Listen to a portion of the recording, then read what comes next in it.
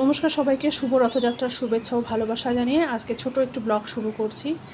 দীঘার পুরীর জগন্নাথ মন্দির দেখাচ্ছি। হ্যাঁ বন্ধুরা, তোমরা ঠিকই বুঝেছো, সবাই অনেকে দেখেছো, অনেকে জানো।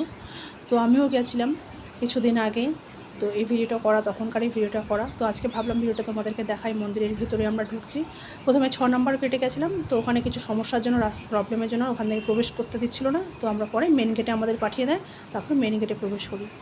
মেন গেট দিয়ে আমরা ঠাকুরের মন্দিরের ভিতরে ঢুকে যাচ্ছি। পুরো চারদিকে সাদা শ্বেত মার্বেল পাথরেরই সব কিছু, আর সুন্দর লাগছিলো। সন্ধেবেলা ভীষণ সুন্দর লাগছিলো চারদিকে। আর মন্দিরের ভিতরে দালানের মধ্যে অনেক জায়গা রয়েছে, অনেকক্ষণ বসেও থাকতে পারো তোমরা গিয়ে। তো আমরা অল্প সময়ের জন্য বসেছিলাম, বেশিক্ষণ বসিনি। সেদিন এত গরম ছিল, আর সন্ধেবেলাটার ওরকম করে বসে থাকতে বেশ ভালো লাগছিলো। আর মন্দিরের পাশেই দালানটার মানে কিছুটা এরিয়া জুড়ে এরকম পদ্ম গাছ লাগানো রয়েছে, অনেকগুলো পদ্ম গাছ, আর পদ্ম ফুল হয়েও হচ্ছে অনেকগুলো। সেগুলো হয়তো মন্দিরের পুজোর কাজে ব্যবহার করা হবে, মন্দিরের পুজোর কাজে ব্যবহার করে।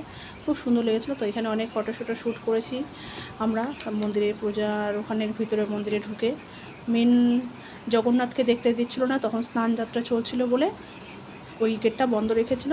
বাকি সমস্ত কিছুই মন্দিরে এমনি আমরা প্রবেশ করে দেখতে পেয়েছি। নারায়ণকে দেখতে পেয়েছি, নারায়ণকে ওখানে শুয়ে রয়েছে, নারায়ণ রয়েছিল ওখানে। বেশ সুন্দর আর কি, বসার জন্য জায়গা অনেক রয়েছে, আর ঘোরার জন্য প্রচুর অনেকটা এরিয়া নিয়ে জায়গা রয়েছে। এখানে মন্দিরে দর্শনের সময় যেটা মেন সমস্যা হয়ে গেছে, যে মানে কাউন্টার সংখ্যা খুবই কম।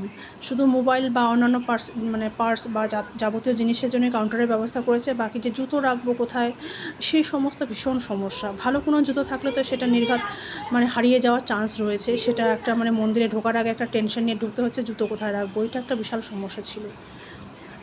তো যাই হোক, তার মধ্যেও আমরা ঢুকে এসেছি। তো আমাদের জুতো কিছু হয়নি, যেমন রেখে গেছি তেমনই ছিল, জগন্নাথের কৃপায়। জগন্নাথকে তো দেখতে পেলাম না, কারণ ওই সময়টা যেহেতু দরজাটা বন্ধ ছিল জগন্নাথের মন্দিরের চারপাশটা ঘুরে অনেকক্ষণ বসেছিলাম। সত্যি ভালো লেগেছিলো ওখানে বসে থাকার জন্য। মন্দিরের প্রাঙ্গণে বসে থাকতে তো এমনিতেও শান্তি লাগে। আমারও খুব ভালো লেগেছে, শান্তি লেগেছে অনেক। তো আজকের মতো এই পর্যন্তই।